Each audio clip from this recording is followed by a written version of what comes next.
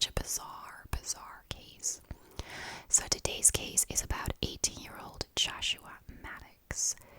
He was born in Colorado Springs, and he had two older sisters and one older brother. He was described by family and friends as being a very smart kid, very musically gifted, someone who was really liked. And he was kind of a class clown, like he pulled a lot of pranks, and he was just this naturally very funny person. So his older brother Zach, like Josh really looked up to him. He really loved him. He hung out with him a lot, and he really saw him as his role model.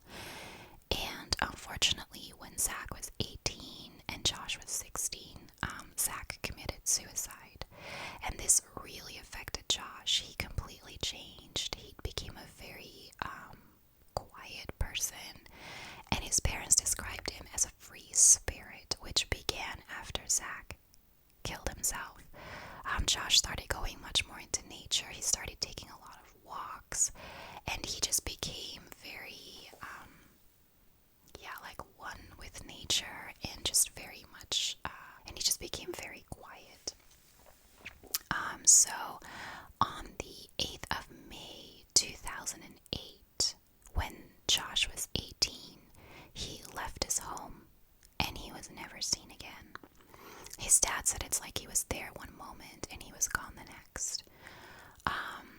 And when he didn't come home the next day, he called all of Josh's friends to see if they had seen him, but none of them have. And it wasn't until 5 days later, on May 13th, that he called the police. Now, this may sound weird, but it wasn't uncommon for Josh to stay away for more than one night. He went on these nature walks a lot and wouldn't come home until the next day. And he had told his sisters a couple of weeks or a couple of months prior, I can't remember, that he was planning to do this nature adventure where he was gonna go and like go for a walk and stay away for a couple of days. And he had told them on that morning that he was going for a walk, but he hadn't specifically told them he was going on this adventure. So I still find it really strange that his dad didn't call the police until 5 days later, because as a parent, wouldn't you just want to be sure? I mean, he didn't take any stuff with him that would last him 5 days. I would still call the police, and even if they find him, be like, hey kid, next time you leave, let us know. But it wouldn't have mattered because the police didn't do anything with it. They said he's 18, he's allowed to go where he wants.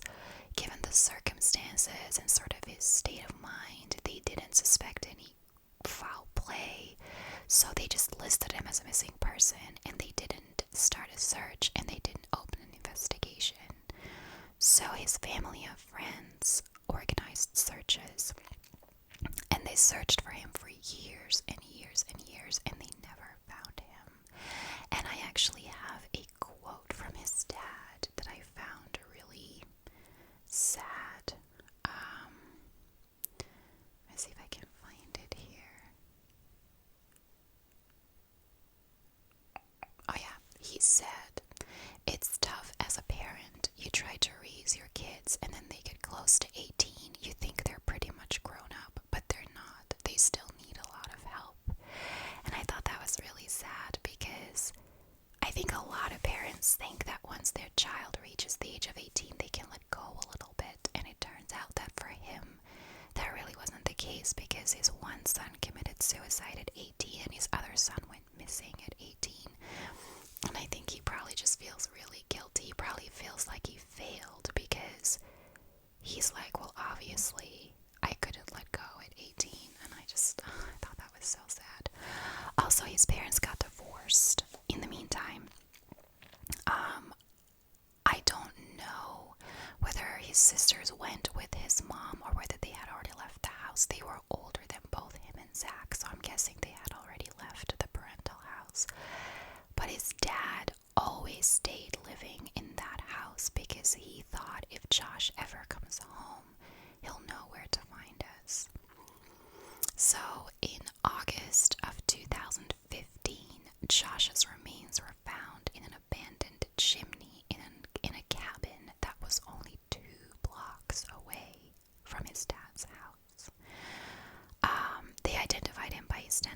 words because it was 7 years, so there wasn't much, left of him. So he was 6'2" and 150 pounds, so he was pretty tall and skinny. And they found him in the fetal position with his knees above his head. Now the cabin had been abandoned for about 10 years. The owner came back now and then to check, but he thought there was a funny smell, but he just assumed that it was like dead rodents lying around the house. And he also said he never thought to check the chimney because there was a big bar that had been taken from the wall that was blocking the chimney. And the only reason they found him is because the owner was redeveloping the land to build single-family homes, and they were demolishing the cabin. So the coroner didn't know how to rule his death. So he ended up ruling it an accidental death. He said that Josh probably tried to break into the cabin by going down the chimney and then got stuck because there was this bar blocking the chimney and he couldn't get out. By the way, when I was researching this case, I was really confused about this bar because I thought it was like a long metal bar, but it's not. It's actually it's actually a bar that's like a piece of furniture, like a drinking bar. So here is where it becomes really, really strange and bizarre, and I don't understand why the coroner ruled it an accidental death. So first off, the owner said that there was a really big mesh steel grate on top of the chimney to keep out like animals and birds and stuff. I have one of those on my chimney and they are solid, like you can't just move them. So if that was on top of the chimney, there is no way that Josh would have been able to come in through the chimney. And also, he was found completely naked, except for a thermal shirt that he was wearing, and the rest of his clothes were found inside the cabin. So how did his clothes end up inside the cabin if he wasn't in there? And you can't tell me that he broke into the cabin, took off his clothes, climbed into the chimney, pulled the bar in front of the chimney, and then tried to climb up and got stuck. Like, that makes absolutely no sense. And if he had gotten into the cabin through like a door or a window, why even bother climbing up the chimney? You could just get back out the same way you came in. So it is so bizarre that they ruled this an accidental death. So a few years later, one of Josh's classmates made a comment on a thread on Reddit, and it was a thread that asked if you had ever known a serial killer and how you felt after you found out. And he made a comment that involved Josh's death and who he believed killed him. Now, I'm going to read this part word for word because it is a post that he made and I don't want to miss anything of it, but I'll try to read it slowly so that I don't confuse people. So he said, I went to high school with this skinny, dorky hippie named Andy who played guitar in a band. I was never good friends with him or anything, but a year or so after I graduated, one of my good friends, Josh, started hanging out with him and then went missing. Last I heard, Andy was telling another friend, yeah, me and Josh have been spending a lot of time together. We're planning a trip to New Mexico. Didn't really think anything of it until somebody showed me these articles. Turns out that in addition to becoming a lot scarier looking, Andy had indeed headed down to New Mexico, where he found himself doing drugs with the caretaker of a disabled guy, and got invited over to their apartment. The caretaker gets in the shower, and when he comes back out, the disabled guy is stabbed to death and Andy is gone. When Andy got arrested, he also claimed to have killed a woman in Taos, I think that's how you pronounce it, and stuffed her body in a barrel. The cops had indeed found a woman stuffed in a barrel in Taos, but already had somebody in custody for it and decided to stick with that guy instead. Just to pause there, that makes no sense to me either. If this guy confesses to a murder, why would you just prosecute the guy you already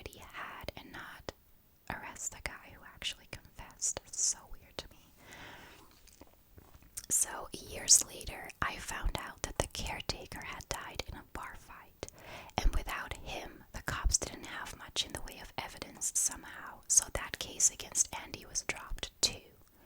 Several of us went to the cops saying, "Yo, Josh, who went missing, was last seen with Andy, who's a murderer. Maybe you should check that out." Despite a fair amount of pestering, nothing ever really came of it. And by nothing, I mean that the police mostly didn't even return our calls. In addition to Josh having last been seen with Andy immediately before his stabbing spree, people called in to report having heard rumors that Andy was bragging about having put Josh in a hole.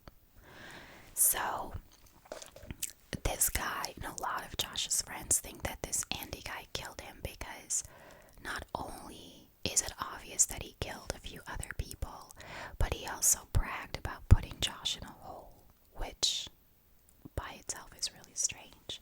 Now, the coroner said that, this is a statement from the coroner. He said, "I know it's not a natural death, and I'm confident it's not suicide. My other options are an accidental death, homicide, and undetermined cause of death." Now, I understand that he didn't have enough evidence to rule it a homicide. But why rule it an accidental death? Like, an undetermined cause of death would make a lot more sense to me. So, there's really not a lot of theories in this case. There's some people that have said that they don't believe there was a mesh grate on top of the chimney, but rather like a mesh wiring, and that would have been easy enough to get through. And they said that the cabin owner only said it was a mesh grate to like not get sued for negligence. But why would he get sued for negligence? It was his private property. He doesn't have to be responsible for anything that happens in there when people break in. The same thing with the bar. The owner said he doesn't remember moving that bar. But why would he lie about it? Because again, he's not responsible for Josh dying in that chimney, because Josh had no right to be on his private property. So I don't know why he would lie about something like that. Now, some people have said that the position Josh was found in would indicate he was going down rather than up. Some people said, well, maybe he lifted off the mesh grate and then like held it above his head while climbing down so he could just put it back on.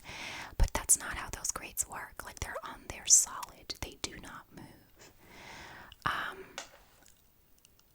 I don't know. The coroner also said that Josh didn't die immediately. It took a few days. But he can't tell a cause of death. Like, there was no blunt force trauma found, no stab wounds, no bullet wounds. Fair enough, there are only bones, but I still think that if you're stabbed again, you would find like nicks on bones. So I still wonder how he died. The only thing I can think of is that this Andy guy drugged him so that he passed out and then took off his clothes for some strange reason and shoved him in the chimney. He actually most likely died from hypothermia, so maybe he took off his clothes because he assumed Josh would die from hypothermia. I mean, I don't know how else he would get his clothes off and get him stuffed inside a chimney without actually killing him, because if it took a few days for him to die, then he wouldn't have actually been wounded by Andy beforehand. He would have just died in that chimney. And what makes me really sad is that this was only 2 blocks from his dad's house. So they spent years searching for him. Probably walked by this cabin a lot of times, but because it was private property, they couldn't go in, and he was there all this time. Like, if they had been allowed to go in, maybe they would have found him. And another thing is as well, there's no evidence that that bar was in front of the chimney when Josh went in. Like, it was 7 years. That bar could have been moved at any time. So it's really hard to pin this one down because a lot of the evidence is circumstantial. Like, could he not get out because the bar was blocking it, or was the bar only moved when Josh was already dead? And then, know, was there a steel grate? Was there just some wiring? It's really hard to tell, but I don't believe that he climbed in through the chimney himself because his clothes were found inside the cabin. He had to have been inside it at some point. I do personally believe he was murdered. I just don't know if this Andy guy is involved or if it's someone that we've never heard of. There's not a lot of information about this case. I just find it a really sad case and a really bizarre case.